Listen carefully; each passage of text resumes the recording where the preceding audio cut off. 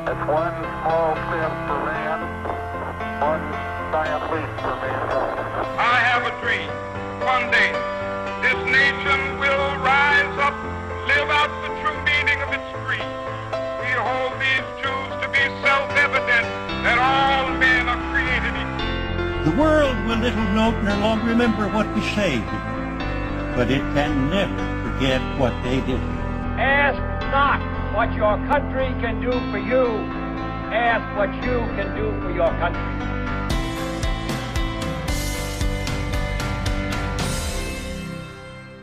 Hello and welcome to Eccentric Earth, the podcast where I, your host Amy Walker, delve into stories from across history with a guest who has no idea what the topic's going to be. Joining me this week for the first time is Sarah Blair.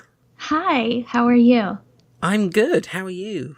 Good. I'm really intrigued by this idea and I'm excited to be here. Thank you for inviting me on this journey. No, I wanted to get you on because I don't think it's out yet, and it won't be by the time this episode airs, but we recorded for the Xcast, the X-Files podcast, and it was such good fun.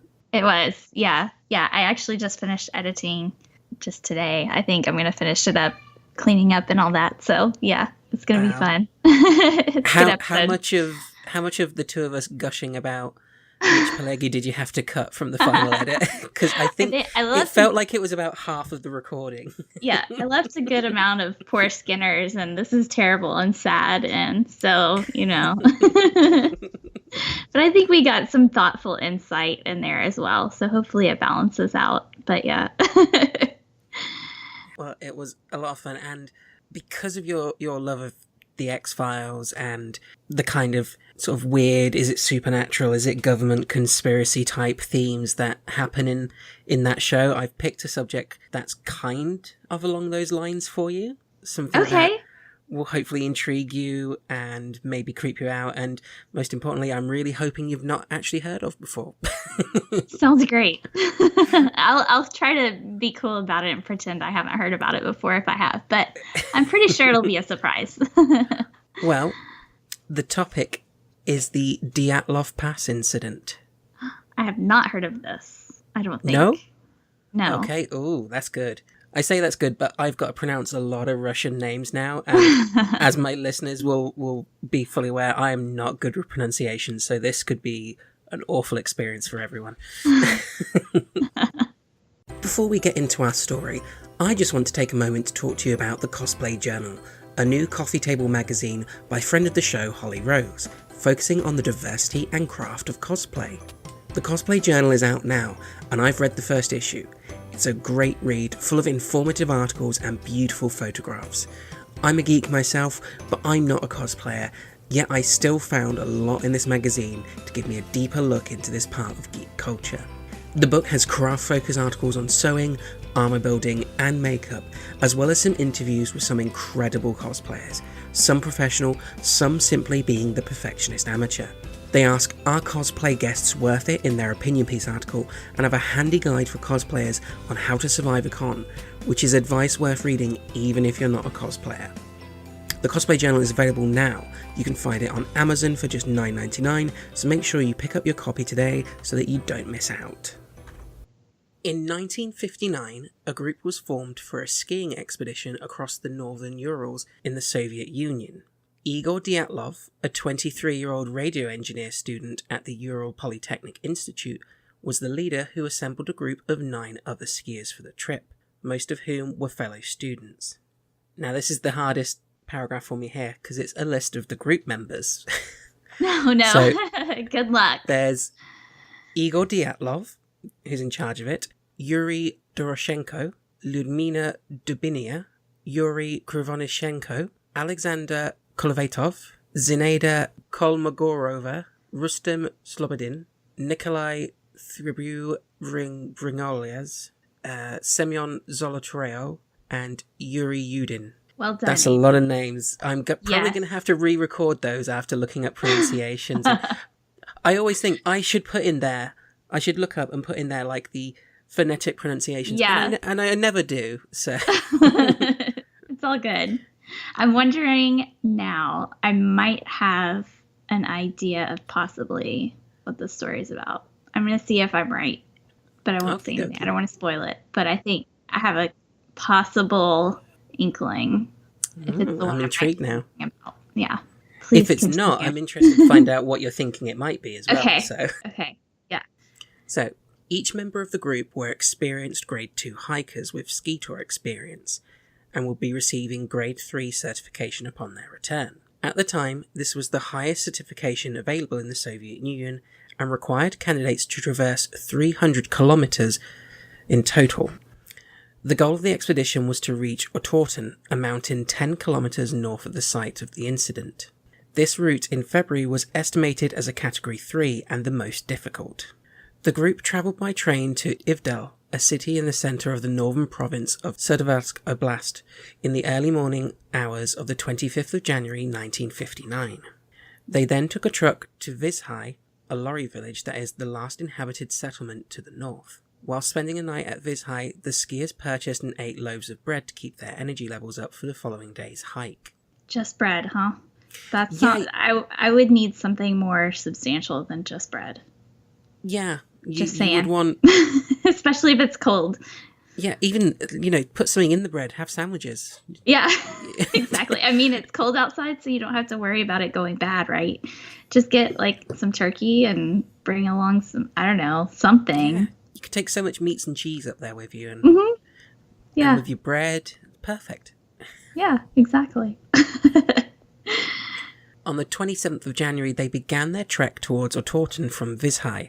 And on the 28th of January, one of the members, Yuri Yudin, who was suffering from several health ailments, including rheumatism and a congenital heart defect, was forced to turn back due to a knee and joint pain that made him unable to continue the hike.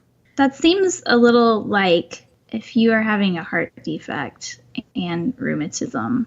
My mom had terrible arthritis. She could hardly walk. I can't imagine somebody trying to hike a difficult trail in January with that problem. It seems kind of extreme. But I guess, I can understand maybe if he had been a hiker for a while and enjoyed it and didn't want to give it up, maybe. Yeah. It's hard to give up the things you love, but going for the hardest one at the hardest time of year, it's... Yeah. Just go on a nice hike in springtime, maybe, when it's a little bit warmer and you don't have to be trudging through snow. The remaining group of 9 continued the trek without him. Before leaving, Dyatlov had agreed that he would send a telegram to their sports club as soon as the group returned to Vizhai. It was expected that this would happen no later than February 12th, but Dyatlov had told Yudin before his departure from the group that he expected to be longer. So this is, what date is this again? January? At the minute, this is January 28th when January Yudin's going 28th, back. and then they're going until February 12th, likely. And they're all just on some bread, huh? That's it? I still can't get past the bread.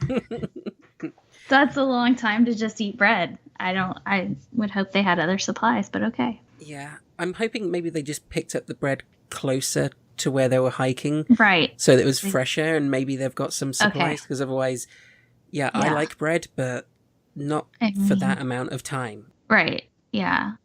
Maybe that was just a last minute, maybe we need bread for all the stuff that we already have.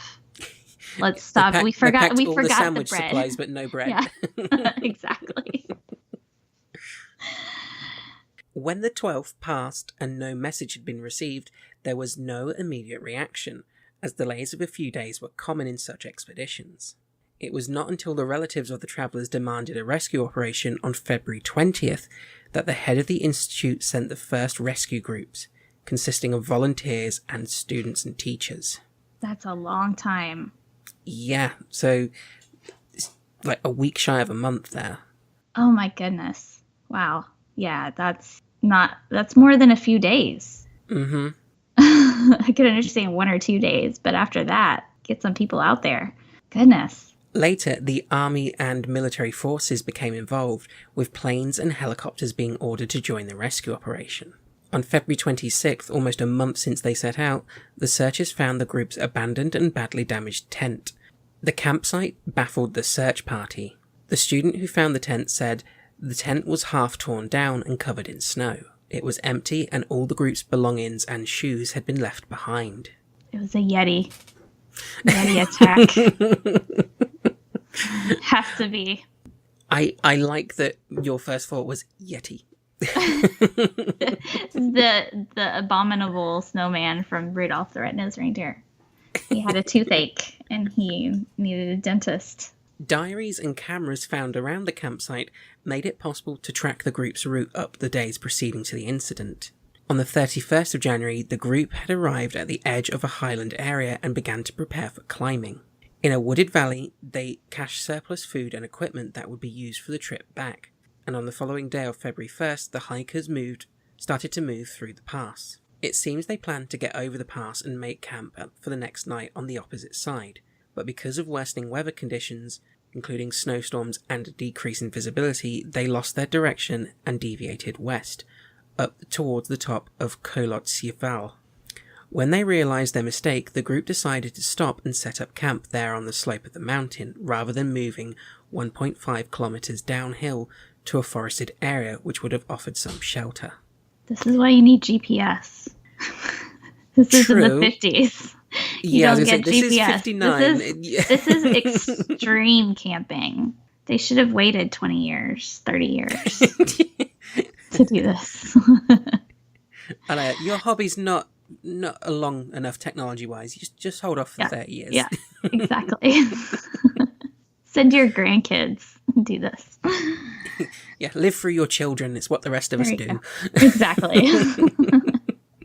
Yuri Yudin postulated that Dyatlov probably did not want to lose the altitude they had gained and decided to practice camping on the mountain slope instead.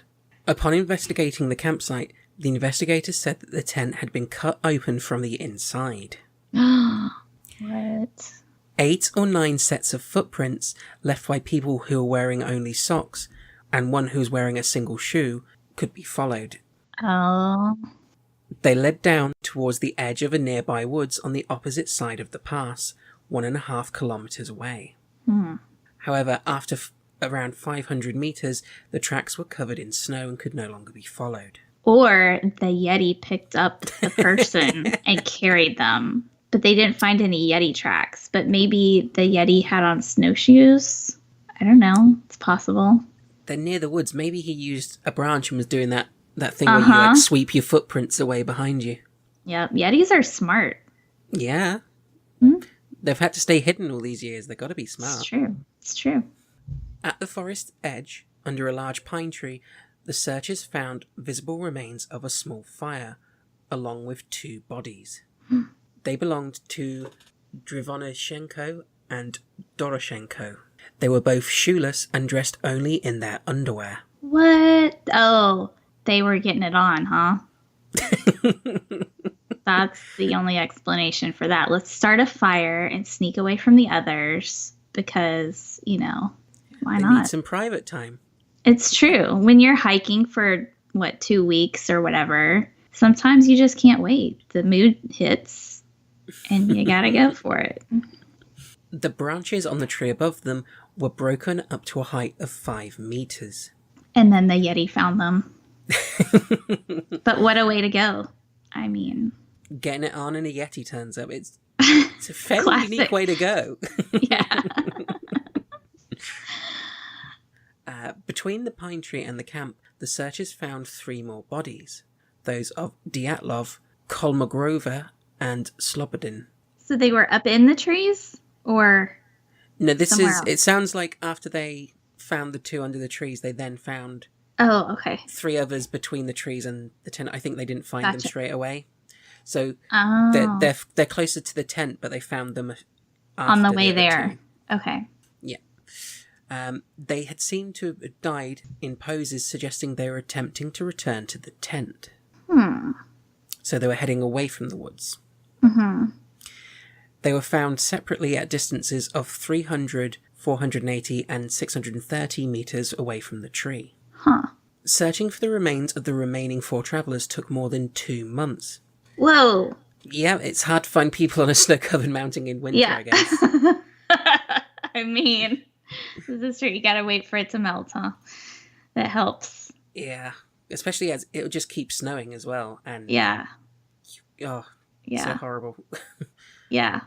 The 4 of them were finally found on May 4th under 4 meters of snow in a ravine 75 meters further into the woods. Huh. The 4 of them were better dressed than the others, and there were signs that those who had died first had apparently relinquished their clothes to the others. That's weird. Doesn't seem to quite make sense so far. No. People died on the way back to the tent, but the guys who are further away from the tent have their clothes. Yeah. But then it's weird. they were, yeah. That's creepy and very weird. And then you've got the fire in there to mix things up a little bit. So the way I'm picturing it in my mind, you've got 4 people in a ravine farthest away from the main campsite. Yep. And they gave their clothes to the people who are going back? No, it's the opposite way around. They've got the clothes of the people who went back. Oh, so maybe they got trapped down there and they found out about it and then they were going to go back, but the storm hit while they were going to get more clothes. Yeah.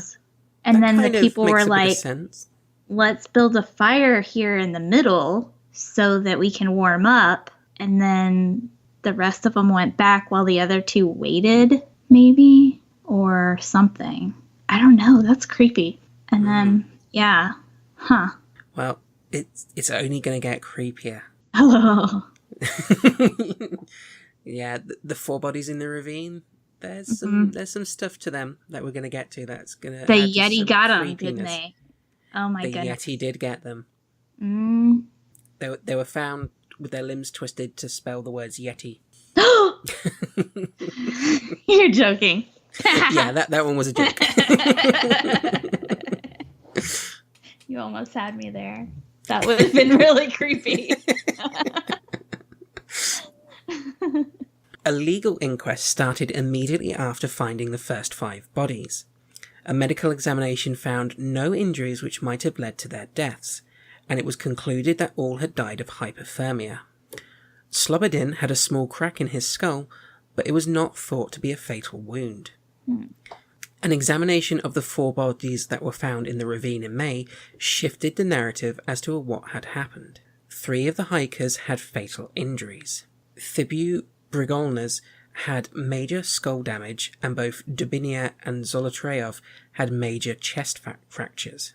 And these are the people in the ravine? Mm-hmm. Could that have been caused by falling in? Well, according to the medical examiner, the force required to cause such damage would have been extremely high, comparing it to the force of a car crash. What? However, the bodies had no external wounds related to the bone fractures, as if they'd been subjected to a high level of pressure. Oh. So they've got massive internal injuries like that of a car crash, but nothing on the outside of them. But if they weren't discovered until much later under 4 meters of snow? Mm-hmm. What is, I'm sorry, I'm an American. We don't, we're not good with the metric system. But that's a lot, right? Yeah. I mean, a good amount. What if the snow crushed them, their bodies? Maybe they fell down and then got snowed on and got crushed. It's so like an avalanche kind of scenario. Yeah. Okay. Maybe. That's or maybe theory. the Yeti scooped the snow on top of them after he stepped on them. I don't know. Okay. Just throwing ideas out there. Well, that's all we can do at the minute because nothing's adding up yet. Yeah. Major external injuries were found on Dubinia, however. She was missing her tongue, both eyes, and part of the lips. What? As well as facial tissue and fragments of skull bone. Oh. I wonder if an animal got to her. Maybe the Yeti likes soft tissue? That's all the soft tissue that a bird or something would eat out first, right? Yeah. See, some claimed that she was found laying face down in a small stream that ran under the snow, and that these injuries would fall in line with putrefaction in a wet environment. So it's possible it happened that way as well. That makes sense. but they're not 100% sure. Oh. There was initial speculation that the indigenous Mansi people that lived in the area may have attacked and murdered the group for encroaching upon their lands. Investigation indicated that the nature of their deaths did not support this hypothesis, however. The hikers' footprints were the only ones visible, and they showed no signs of a hand-to-hand struggle. Although the temperature was very low, around -25 to -30 Celsius, or 13 to 22 Fahrenheit, with a storm blowing, the dead were only partially dressed. Some of them only had one shoe, while others had no shoes and wore only socks. Some were found wrapped in snips of ripped clothes that seemed to have been cut from those who were already dead. Whoa. That's gruesome. Journalists reporting on the available parts of the inquest files claimed that it stated 6 of the group's members died of hypothermia and 3 of fatal injuries. There were no indications of other people nearby apart from the 9 travellers. The tent had been ripped open from the inside. The victims had died 6 to 8 hours after their last meal. Traces of the camp showed that all group members left the campsite of their own accord on foot. To dispel the theory of an attack by the indigenous Mansi people, Dr. Boris Vozrodeny stated that the fatal injuries of the 3 bodies could not have been caused by another human being. Ooh. Because the force of the blows had been too strong and no soft tissue had been damaged. Definitely a Yeti then. Absolutely.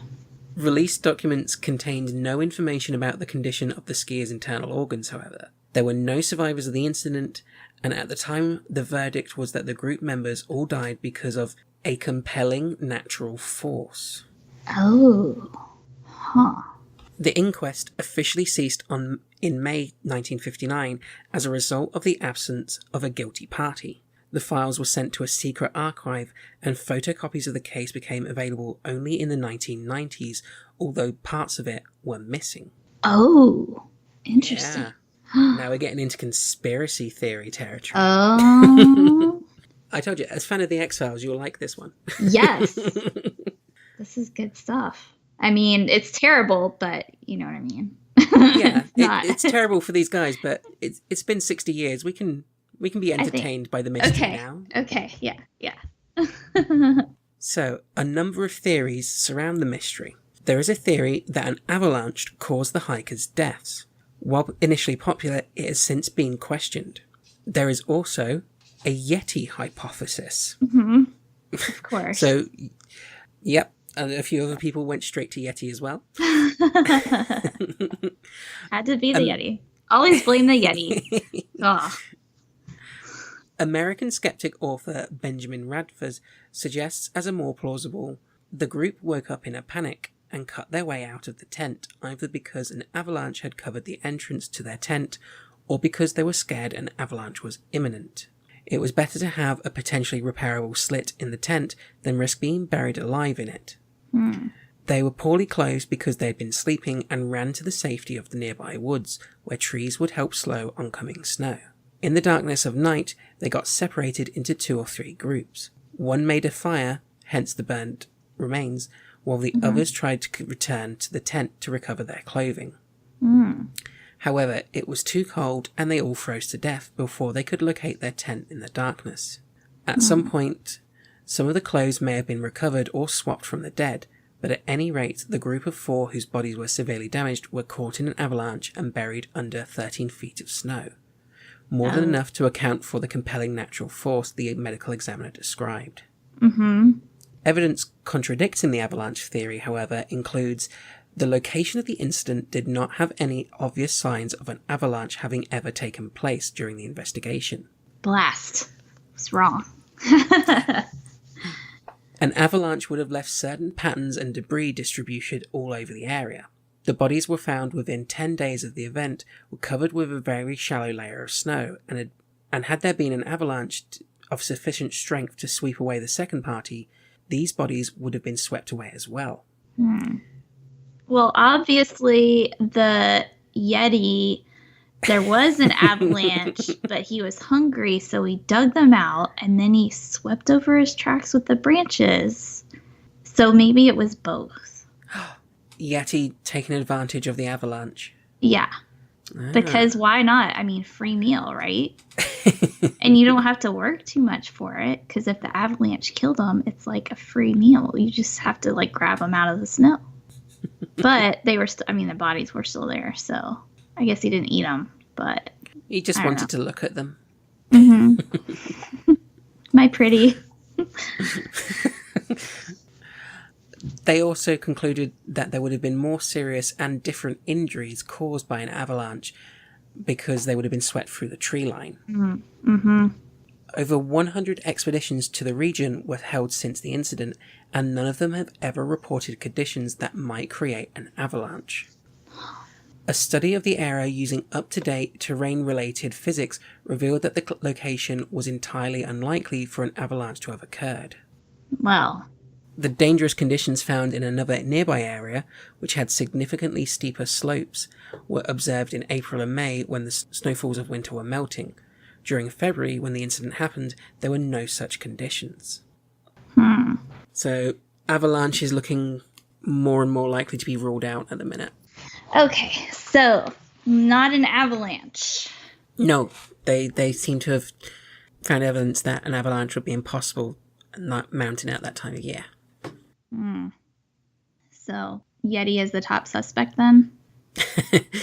So far, it is the top suspect. So, another hypothesis, which was popularized by Donnie Icar's 2013 book, Dead Mountain, is that the wind going through the mountain created a Kármán vortex, which could produce infrasound capable of inducing panic attacks in humans. Whoa. What? That's amazing. Yeah. According to the theory, the infrasound generated by the wind as it passed over the top of the mountain was responsible for causing physical discomfort and mental distress in the hikers. Huh. How did he come up with this hypothesis, I wonder? Did he test this on people with this infrasound? Yeah, there have been some tests with like different infrasounds and the ways it can like affect people and like mess with the mind and perception and stuff. That's interesting. I've never heard of that before. Someone I worked with a couple years ago, that they were doing like a music degree, and they were looking at how sounds and certain musics could help with people with depression and anxiety and things like that. So like uplift moods, but at the same time he saw how it can affect them and alter them in a different way. And one of his final projects he did is a practical thing. He set up this room that had what just appeared to be an audio-visual presentation in there, but he had this certain sound wave where if you spent more than 10 minutes in there would cause your perception to go slightly off kilter, and people who would go in this room would start thinking they're seeing like ghostly objects out of the corner of their eye, and it would send them paranoid and stuff. So yes, sound can really, really mess with your head. Well, I feel like there was maybe an episode of Mythbusters where they used an experiment similar to that, maybe, because they had, I don't know if it was Mythbusters, but I remember watching a show about this, and they had different cabins set up in this remote location, and they had people go in there and sit, and then they played the sound waves outside, and to see if people would feel like it was a haunted cabin or not, if that makes sense. Wow. To see if the sound would affect their mind to make them feel like it was haunted. And they tried to see if this would like explain why people think that some places are haunted. So I totally believe that that's a thing. And I can't remember what conclusions they had with that, but I'll have to go back and see if I can find that online somewhere, because it was really fascinating. And, you know, it's amazing how that can affect people. So I wonder, that's a good hypothesis. Yeah. I've not read that book yet. It's on my list of stuff to get, because I do like to get a collection of stuff that relates to my episodes. So I'm looking forward to reading into that more. Yeah. And seeing how that would affect people. But I'm definitely going to check out that Mythbusters now as well. Yeah, I'll have to look it up and see if I can find it for you. I'm pretty sure it was Mythbusters. Pretty sure. I can't imagine what else it would have been, because that sounds like something they would do, right? Yeah. Yeah. Sounds up their street. Uh-huh. So, ICAR claimed that because of their panic, the hikers were driven to leave their tent by whatever means were necessary, including cutting it open from the inside, and then they fled down the slope. By the time they were further down the hill, they would have been out of the infrasound's path and would have regained their composure, but in the darkness would have been unable to return to the tent.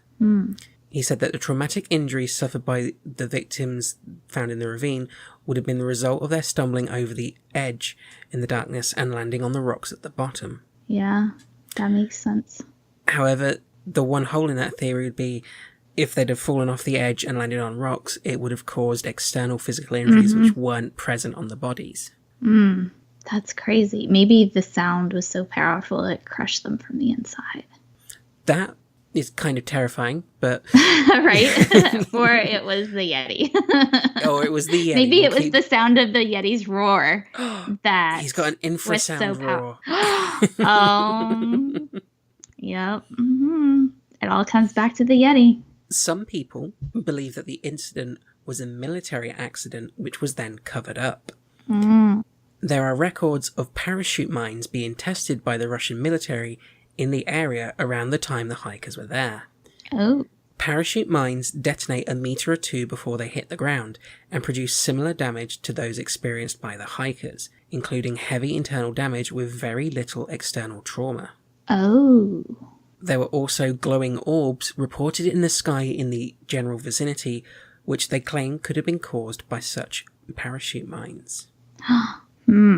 People believe that bodies were possibly moved, and photographs of the tent show that it was apparently erected incorrectly, something that the experienced hikers would have been unlikely to do. This theory also speculates the use of radiological weapons, partly based on the discovery of radioactivity on some of the clothing as well as bodies. Oh, that's interesting. Yeah. Some of the relatives also described the bodies as having orange-like skin and grey hair. What? That's creepy. However, radioactive dispersal would have affected all of the hikers and equipment instead of just some, and the skin and hair discoloration could be explained by a natural process of mummification after 3 months exposure to the cold and the wind. Yeah. Huh.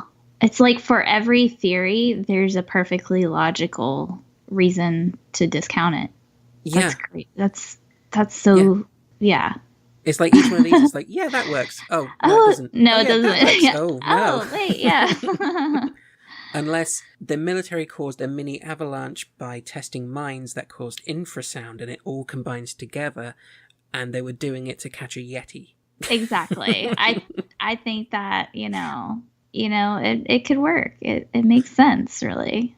Initial suppression of files regarding the group's disappearance by Soviet authorities is sometimes mentioned as evidence of a cover-up, but the concealment of information regarding domestic incidents was a standard procedure in the USSR, and therefore far from peculiar. But how embarrassing would it be if the military was trying to catch a Yeti and then it got away? They couldn't let that information out. Yeah. I mean, that's just embarrassing. Well, even with the released files in the 90s, some of it was redacted, so even when they released it, they didn't release everything. Yeah, or it was missing along before that.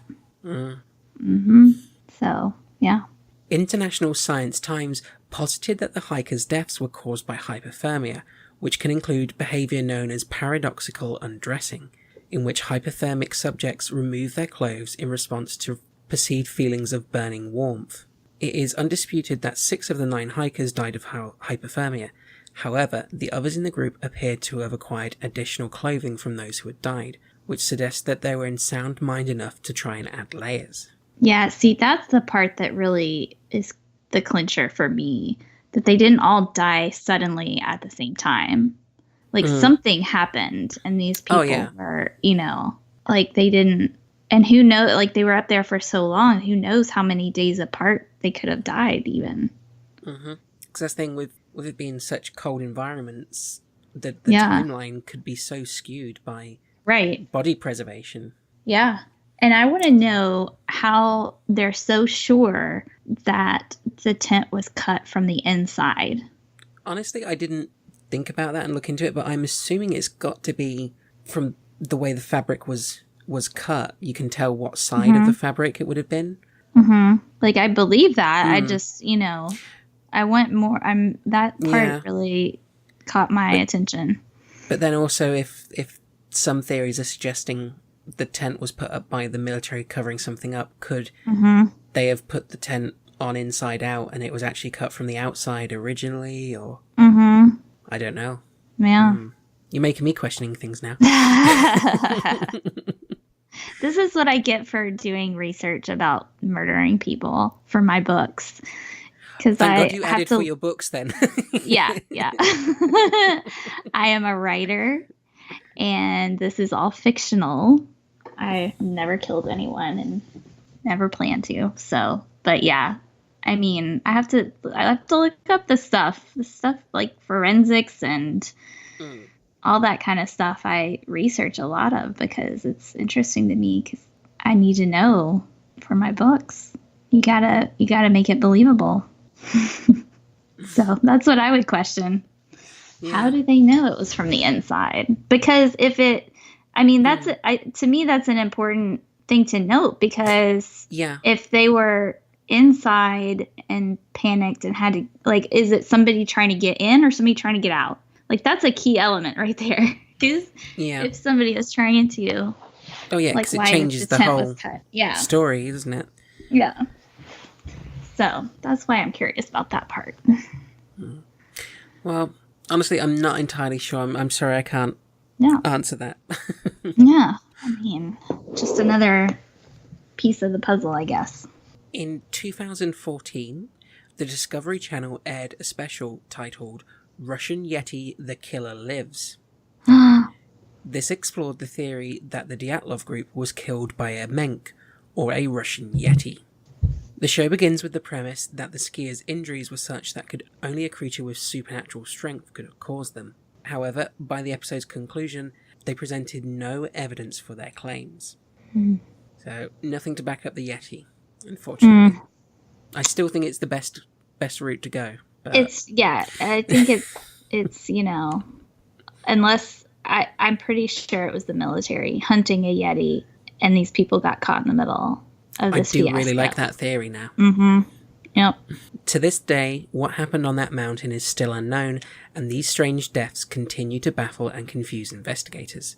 The pass that the incident took place on was renamed Dyatlov Pass in commemoration of the leader of the expedition and all those who lost their lives in the mysterious circumstances. So that's kind of the end of the story. We still have no idea what happened.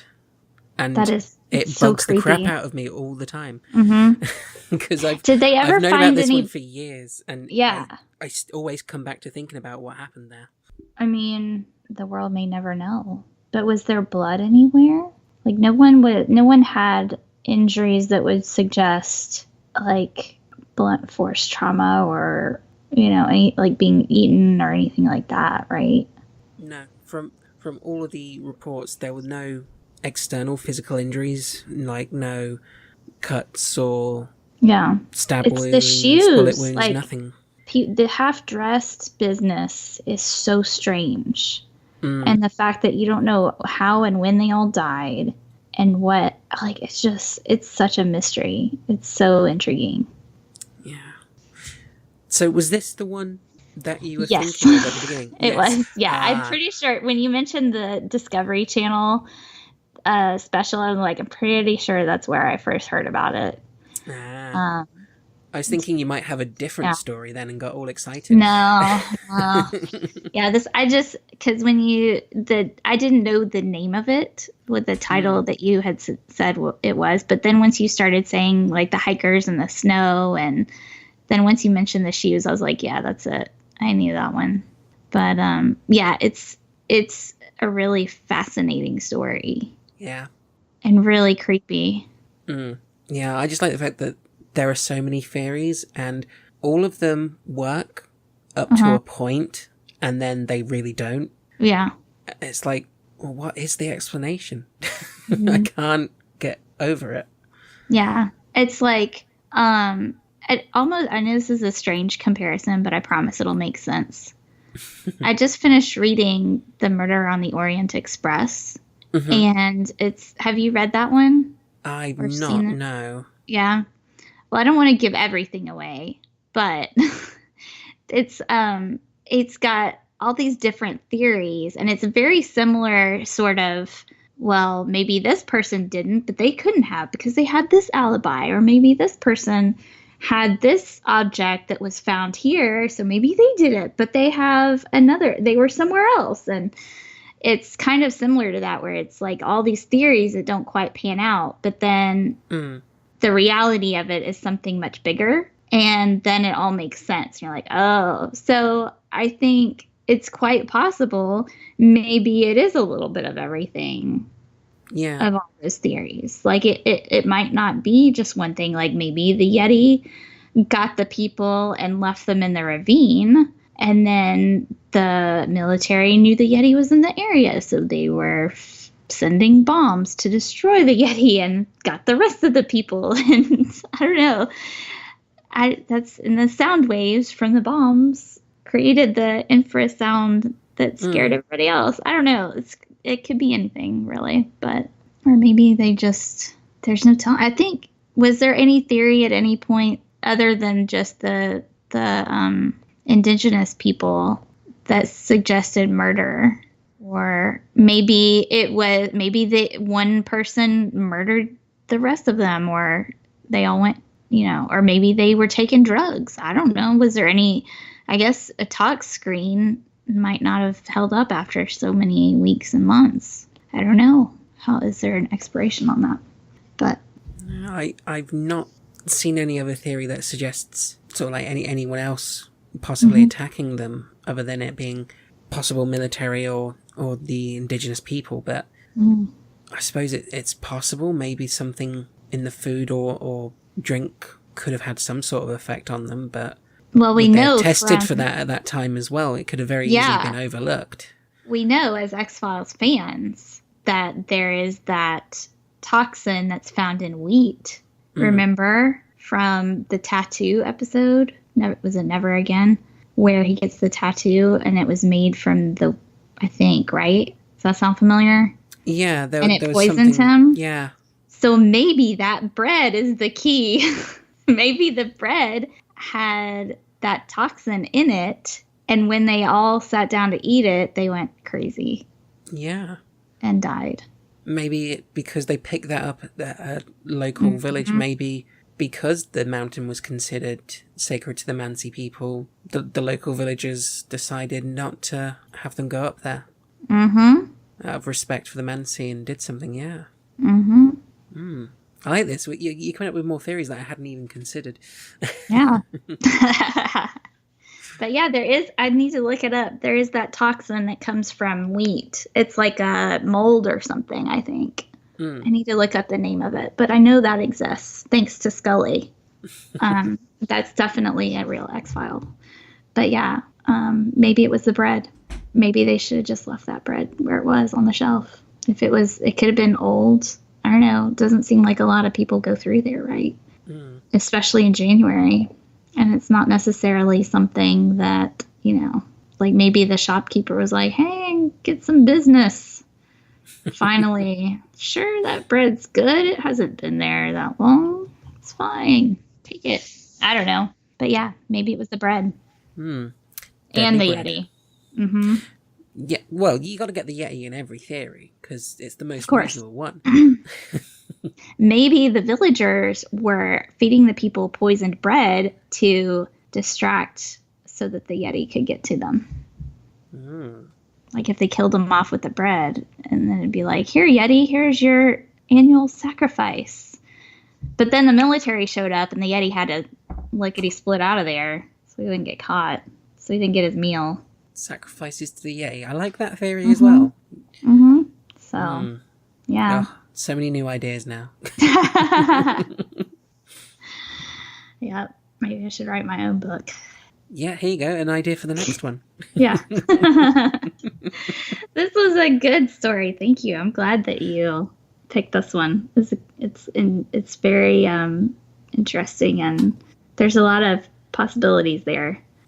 Good. I'm glad you enjoyed it. I'm always worried when I get a new guest on, trying to sort of figure out their tastes and the kind of stories to pick for them. But I thought this one's a bit weird. It's got a little bit of, is it supernatural? Is it conspiracy? It's like, she's into X-Files. She might like this. Yeah, it's very X-Files-y. If Mulder had been around at that point, I'm sure he'd lost his shit over this one. Yeah, exactly. I'm sure he researched it at some point in his life. That I would not be surprised if there was an X-File in one of those drawers about the Dyatlov Pass incident. Absolutely. Well, if people enjoyed this and want to find you online or find your work with your books, where can they do that? My book is on Amazon. It's on Kindle Unlimited. Hear me? Yes, everybody can hear you. Yes. My daughter. Yes, you can find my book. It's called Darkness Shifting. It's available on Amazon and paperback, and it's available on Kindle Unlimited if you subscribe to Kindle Unlimited. And hopefully I will have the sequel out at some point soon. Okay, give me 2 minutes, and then we'll go play, okay? I'm on Twitter, Sarah L. Blair, SarahLBlair, and you can find me over at the XCast podcast, along with Amy. So that's always fun to talk about the X-Files. I'm a huge fan of the X-Files. If you like the X-Files, you'll probably like my book. There's a lot of paranormal and procedural stuff in there. So, yeah, it's good times. Definitely people should go check that out. And I'm just added your book onto my Amazon basket, so I'll be picking that up because, yeah, definitely need to read through that. Yeah, you'll understand why I'm a huge Skinner fan after you read my book. If you enjoyed this episode, you can find us by going to Twitter at eccentric_earth. Our Facebook is facebook.com/eccentricearth, and we're on Instagram. You can find us on all major podcast providers and YouTube, so make sure you subscribe so that you don't miss an episode. Well, thank you very much for joining me, Sarah. It's been an absolute pleasure. Thanks. I'm going to go do mommy stuff now. Well, I hope you have fun with that one. Thanks. Thanks. It was great talking to you. I appreciate you having me on. No, definitely. I'll have to get you on again with another weird one. Yes, absolutely. I would love it. Brilliant. Well, thank you very much, and catch you next time. Thanks. Bye. Bye.